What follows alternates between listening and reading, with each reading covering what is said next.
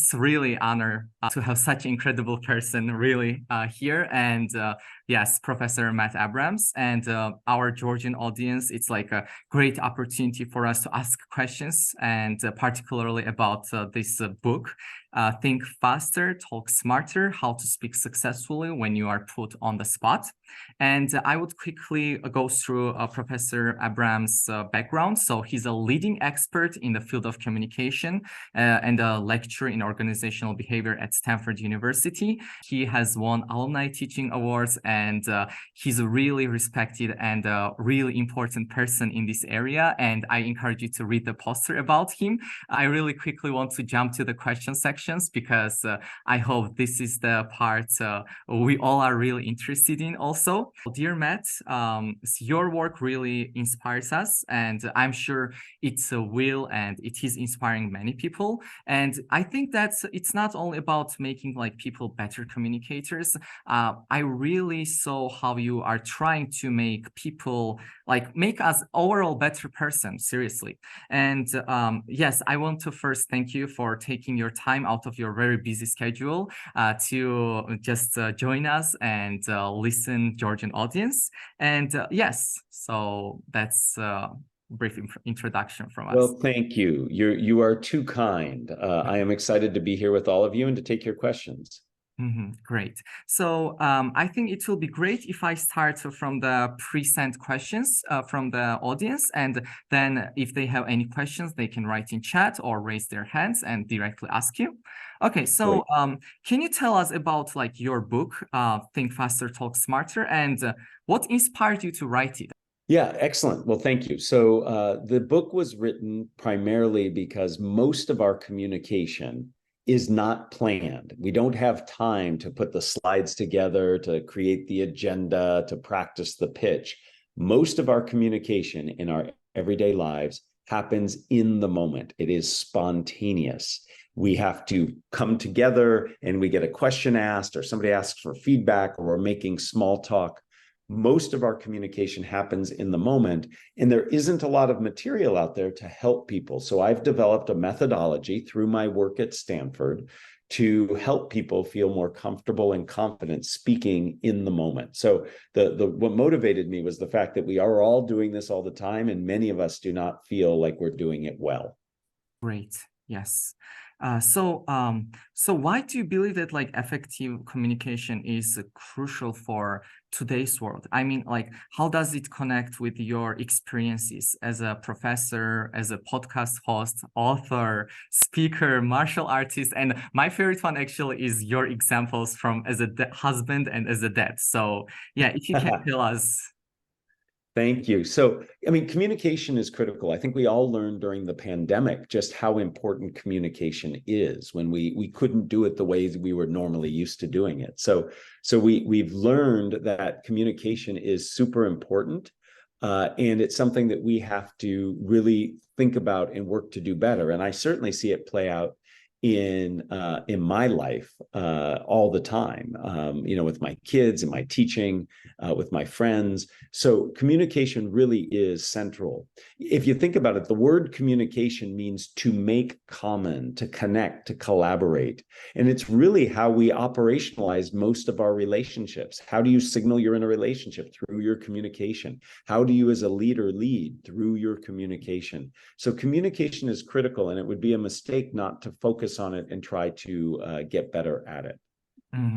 Yeah, and Matt, I think this is a great timing because in Georgia also, as actually the people who are joining us are professionals, and the video will be shared with professionals. So like in this setting, we are slowly starting to understand the importance of the communication. So yes, thank you for that.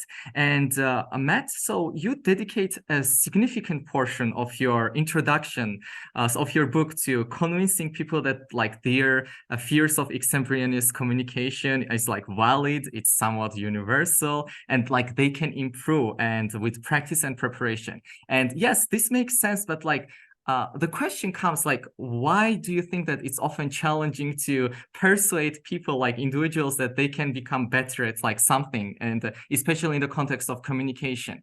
Why do you think it's often really challenging to persuade individuals that they can like get better at something, or like they can get better Yeah. at communication?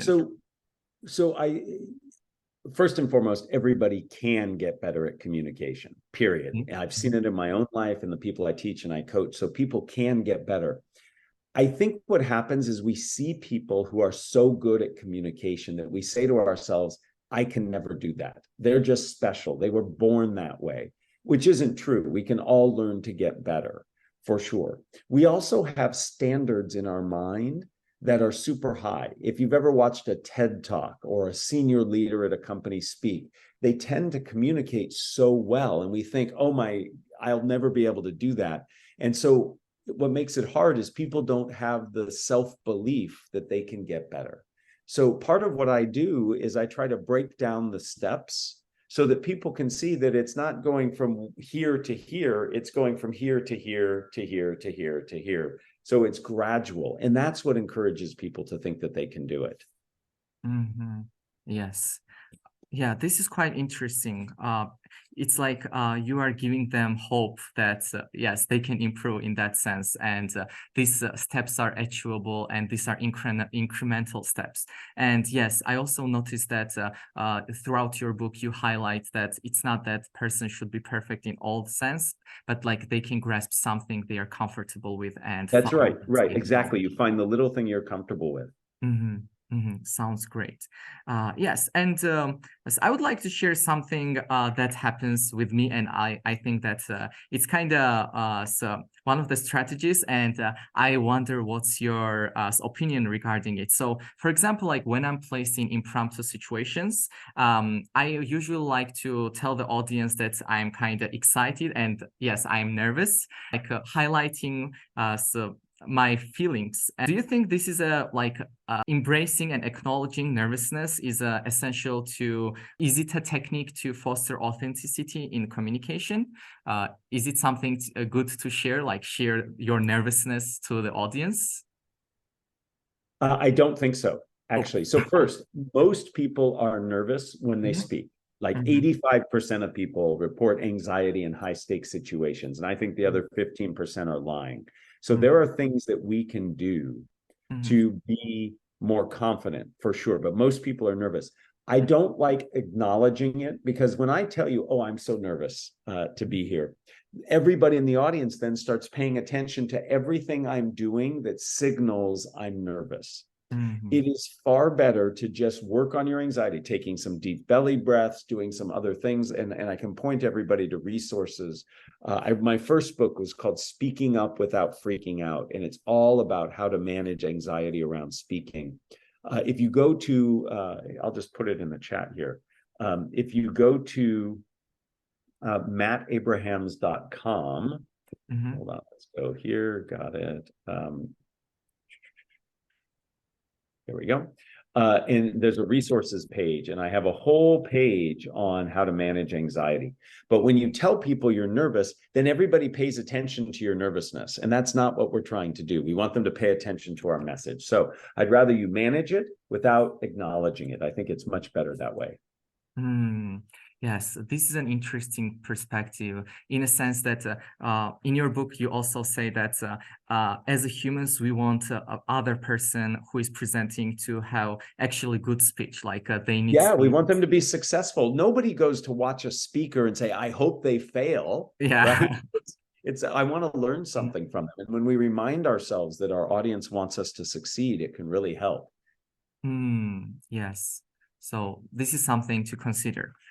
Yeah, got it.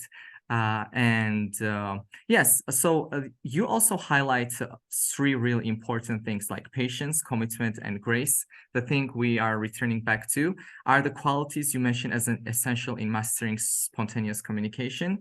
And I want to, since I saw your book as something that is inspiring us not only in a communication but as a making us better person. What do you think, like how can be this applied in not only is in communication but in daily lives? But I guess communication itself is a daily life too. So yeah, like how can patience, commitment, and grace can be applied in our daily lives?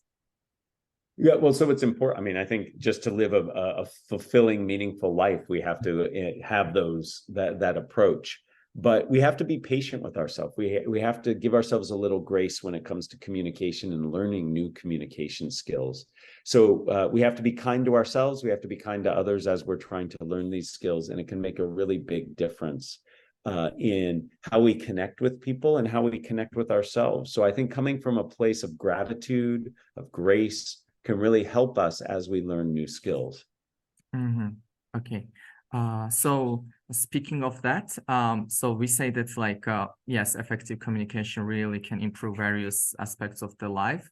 And can you provide examples and actually anecdotes from your experiences that like highlights yeah, like it's how it highlights the transformative power of this like communication. And I'm asking this question because it was really memorable in your book that you highlighted how your last name Abrahams with AB like so puts you forward to become like better, more wittier and charming communicator. So yes. Well, I don't know. I don't know that I am all those things. I strive to be witty and charming. But yes, Definitely. so when it comes to spontaneous speaking, at least here in the United States in our education system, teachers often line students up alphabetically. And my last name starts with AB. Very rarely did anybody ever come before me. So in all my education, I always went first. When the teacher would say, okay, we're going to do this assignment, they would always start alphabetically. They're checking things off on their list, and I always was on the top. So I had a lot of practice speaking spontaneously. And I think if I am good at it, it is as a result of my early training. Everything I did was spontaneous. And so part of that is to show that if we practice, we can actually get good at something like that. So practice can help. I see. So I would say in the context you as a dad, like do you also kind of encourage your children to be put forward? Because but they are also Abrahams, right?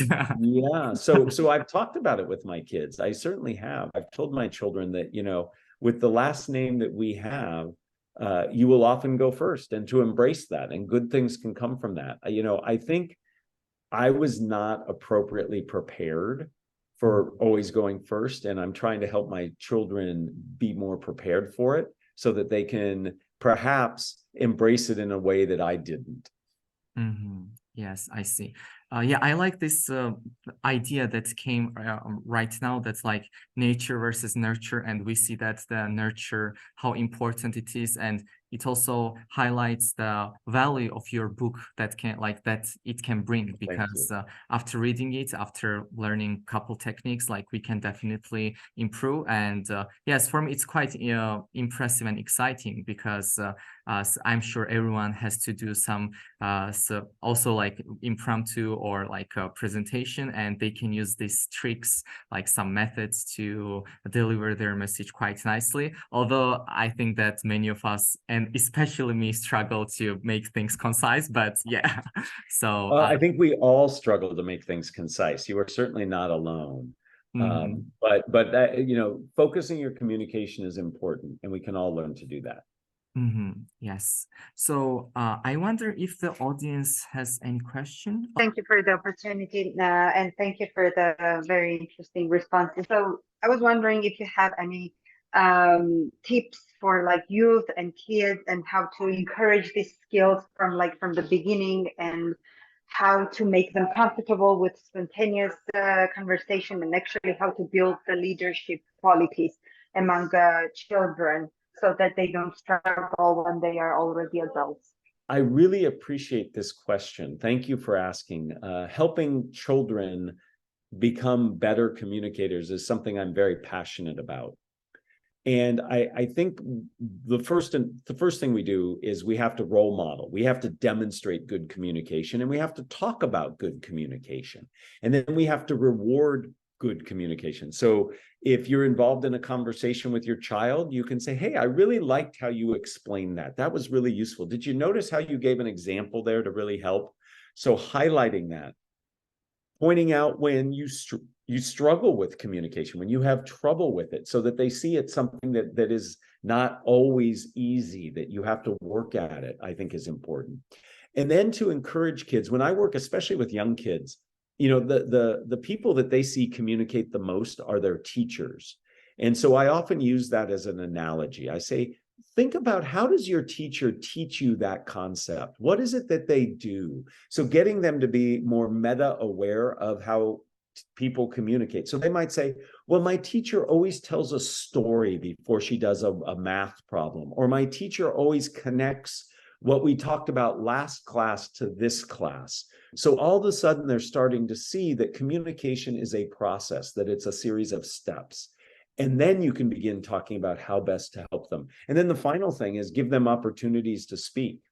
The best way to get good at something is to do it. And so find opportunities where your students, your kids can speak. Maybe it's in class, maybe it's a sporting event, if you're affiliated with a religious organization, whatever. Find opportunities that invite them to speak. Don't force them. Forcing is going to work against you. But I really think it's through demonstration and role modeling, through analysis, comparison to something they know, like looking at their teachers, and then giving them opportunities. That's how all of us get better, but especially kids. Yeah, Nino, I see you have your hand up. Hi, Matt. Thank you very much for sharing your insights on such an important topic. My question is, for large crowd presentations, like at conferences and etc., they often talk about making 3 points and not overloading the audience with too much information beyond that. What would you say about that? So what would I say about putting too much information? Is that the question? Like, instead of making 3 key points as your key messages, do you agree with that concept, or do you recommend something else? Well, so I think it comes back to really knowing your audience and what their expectations are and capacity are. So if you're giving a highly technical talk to highly technical people, you can probably go deeper with more information. If you have a mixed audience, some who know a lot, some who know a little, or some who don't know enough, then you probably want to do less. I think less is more is a general attitude. So if you have lots to say, I would ask you to prioritize it and really think about your audience and how you can best target what you're saying to that audience. Our brains are not wired to remember lots of detailed lists of information. We just don't work that way. So the fewer categories of information you give, the better it will be for you. So I do think it makes sense to think about your audience. How can I structure the message in a way that's most relevant to them? And how can we be most focused? My mother has this saying that I love. It's, tell me the time, don't build me the clock. Many of us are clock builders. And to be a clock builder, you have to give a lot of detail. I would rather you tell the time. And if people want more detail, have them ask questions and then guide you to where to give them more information. Does that make sense? Yes, thank you very much. Thank you. Yeah, no worries. Thank you. Other questions? You can type them into the chat. Happy to answer. Yes.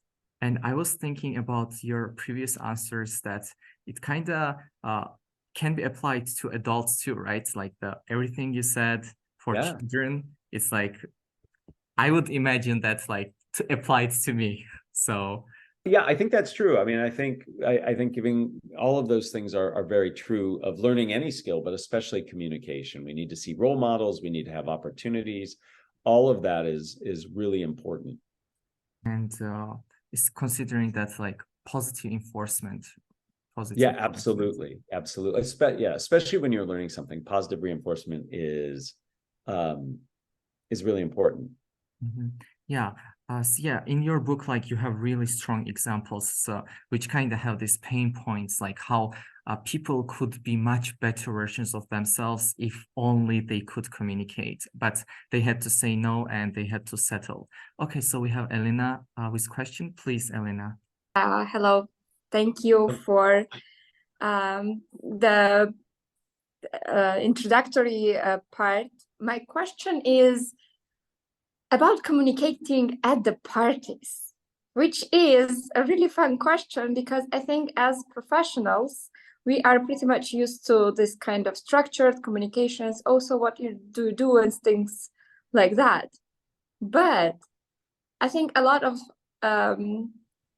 actual connection happen during the kind of networking events that are almost parties, I would say. So any advice on that?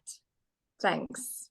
Absolutely. We do have to be concerned about these opportunities to have small talk and connect. So I think these at parties and other situations, we can get very nervous. And we get very nervous because we want to come off well. We want to be interesting. We want people to see us as good people. And we get very nervous when we're put into these situations.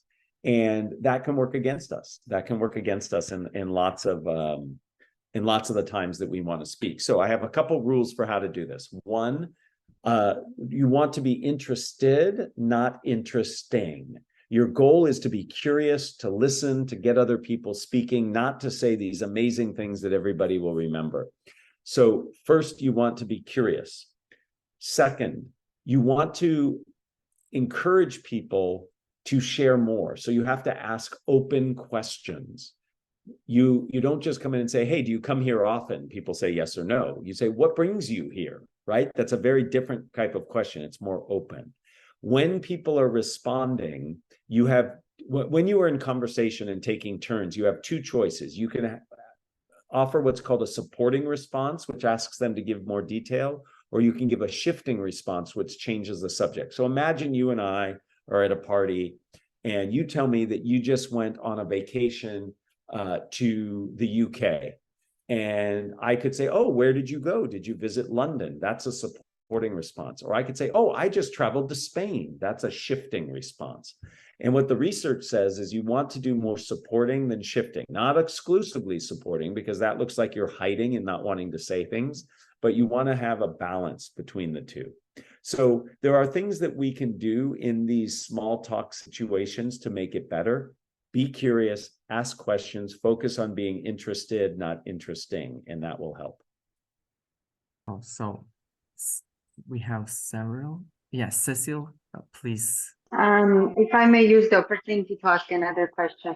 Sure, please. Managing difficult conversations, maybe at work or in family, that's another topic that sometimes people struggle with, right? So what are some of the techniques, some of the approaches that the research have been looking at that may support managing these difficult conversations, let's say in the working team, or it may be with the partner organization on like project-based topics, various areas. So if you can elaborate on that. Yeah, so there's a lot of research that's done on these challenging conversations. And I think a few things I'd like to highlight. One, in many challenging situations, it's really about trying to collaborate to find a solution. So I believe that these challenging situations are actually all about problem solving. And when you focus on problem solving, it means you need to be collaborative and take into account the other person's perspective. So we start by listening to understand the other person's perspective. That's number one. Doesn't mean we agree, but we listen to understand. Because often when people listen to each other, they realize there's more common ground than not. So first, listen to understand. Second, determine the prioritization for you and the other person. Many of us end up in conflict when there really should be no conflict. Let me give you a very personal example. And my wife and I do this all the time.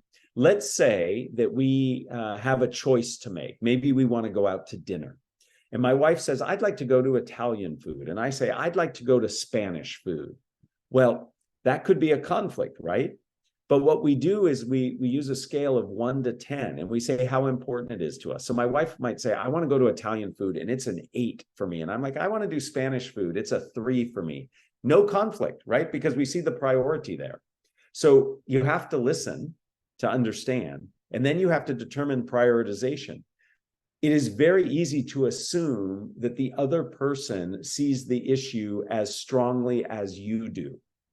which is not true all the time. Like my wife really wants Italian food. I maybe want Spanish food, right? So there's no need to fight. Now, if I said mine's a 9 and she's an 8, then we have to have a serious conversation. So listen, prioritize, and then try to find potential solutions that you can all support. And that means you have to give a little. So you have to, it's not always about my way, not your way. It's we have to find a way together. So all of that involves negotiation and communication. So I hope that was helpful. I hope there were some tidbits in there that were helpful. Yes, thank you. So, Yes. Professor Matt, so I would like to ask about communication with AI. As you know, AI has recently become like increasingly important in our lives. So it's integrating integration into everyday life is like growing, and I believe that communicating with AI will be crucial, and of course different from human communication, right? So as a professor in communication, are you currently researching this domain, and what do you suggest to improve like the skill for the future? Yeah, so I host a podcast called Think Fast, Talk Smart, and it's all about communication skills. And I actually interviewed ChatGPT. This was a while ago. This is before it had a vocal interface. So we typed in the answers, it spit out answers, and then we fed them through a voice, text to voice system. And we came up with some really interesting information. It was really fascinating. I think AI is really going to fundamentally change how we communicate, in some cases for the good and for others in challenging ways. So I have my students use AI to help them come up with questions they might be asked. So you type in the topic you're presenting on, you say generate questions, and then they can practice those questions. I, as a teacher, use it. I believe a lot in giving examples. And it takes time to create examples. So I create 2 or 3, and then I've used generative AI to help me create additional examples I can share for people. So there's a lot you can do. It can help you make things more concise and clear. The bigger challenge, obviously, is that people begin to rely on it and don't really think about and focus their communication themselves. They don't consider the validity and veracity of the stuff that is produced by AI.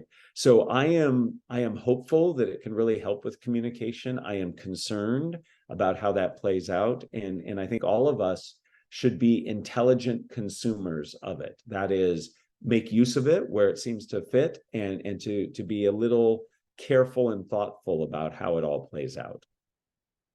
Thank you. Yeah, thank you. If people have questions, meanwhile, I would like to go back to Cecil's question. So Cecil, actually in the book, Professor Matt has really good challenging situations where he had to communicate during his work settings. And I think that it will be pretty valuable if you can check it out, because I think, yes, that was pretty tough talking with a person who gets to be laid off. Yeah, no, I mean, I think we've all had very difficult situations at work in our personal lives. And I'm hoping that people can take advantage of some of the tips and techniques that I talk about in the book and the examples I give, so that they can make those slightly easier. Yeah. And for the AI thing, maybe it's like we can still use our human communication way to the AI, right? Because it tries to imitate human. Oh, sure. I mean, the one thing that AI can't do is it can't replicate connection. It can't replicate the feeling we have when we're actually in the midst of talking to somebody. So absolutely, there are things that we humans will be able to do, and we need to lean into those for sure. So how about I ask last questions, and then if there are last minute questions, people can like ask that. So Sure. I like to imitate your podcast. And so before we end, dear Matt, I would like to ask you 3 questions in a similar fashion you ask everyone who joins your podcast. And but this time, yes, it's slightly modified, and I hope you're up for that. I am. Let's see if I can think faster and talk smarter. Oh, okay. So question number 1. If not the current title, Think Faster, Talk Smarter, How to Speak Successfully When You Are Put on Spot, what would be other title? Ooh, I like that. So I have never been asked this question. So I would say, if I can't use think faster, talk smarter, I would want people to, I think I would say, how to shine on the, if you let me, how to shine on the spot, or how to be your best self when put on the spot. That would be the other titles I would use. Pretty catchy. Yeah, all of them are pretty good. Thank Yeah. you. So the question number 2. So after reading your upcoming book and applying the techniques, which communicator would you like your readers to emulate and why? I really appreciate, so if I could pick somebody who's not currently alive, somebody who passed away, I would say Robin Williams, the comedian. He was amazing at, in the moment, creating something that was really meaningful. He was very funny, but he had the ability to really synthesize and be present in the moment and do amazing things. Now, if you ask me to pick somebody who's currently alive, I think former President Barack Obama is very good at spontaneity. When you watch him answer questions, when you watch him give feedback in the moment, he embodies a lot of the topics that we talked about, or I talk about in the book. Yes. Oh, makes sense. And the final question, and then we will go back to the participants. And final question, this is question number 3. So if we follow the communication recipe book, what are the first 3 ingredients that you as the author would want us, the readers, to consider? Like we forget everything, 3 things. 3 things, absolutely. 1, you can get better at your communication. It takes practice and work, but you can get better, number 1. Number 2, it is all about your audience. Focus on your audience and their needs. And 3, use structure, a recipe to help you. And that will move you forward in your communication. Yes, great. Professor Abrams or Matt, yes. Yes, please. Thank you. Yes. So thank you so much for taking your time. And I know that you're so busy meeting after meeting, and we really appreciate it. And we will try our best to share it with lots of young professionals in Georgia to hear about these great techniques that will make them better, and especially when the communication is so important. And yes, I also want to thank the participants who came and asked really great questions, and also the U.S. Government Exchange Program Alumni Association of Georgia, who helped me to spread the word to the professionals. And as I said, we will continue to share your voice. And yes, I see on the chat also so much thankfulness and gratitude. So I'm really happy for that. Well, so let me say thank you to all of you for taking time. I know it's late in your day to speak with me. I very much appreciate it. If you are on LinkedIn, please link in with me, and do check out mattabrahams.com. And David, I just want to thank you for supporting me throughout this whole process. I really appreciate it, and know that it's really important to me that you took the time to do this. So thank you. Oh, thank you so much. And again, getting the book, I really loved it. I think it's pretty cool. So yes, don't forget to get the book. It's really good, everyone. And so I will finish the meeting. Everyone can slowly leave, and then I will finish the recording too. Okay, so thank you again. Thank you. Thank you all. Have a great weekend. Bye-bye. Bye. Thank you, David. Bye.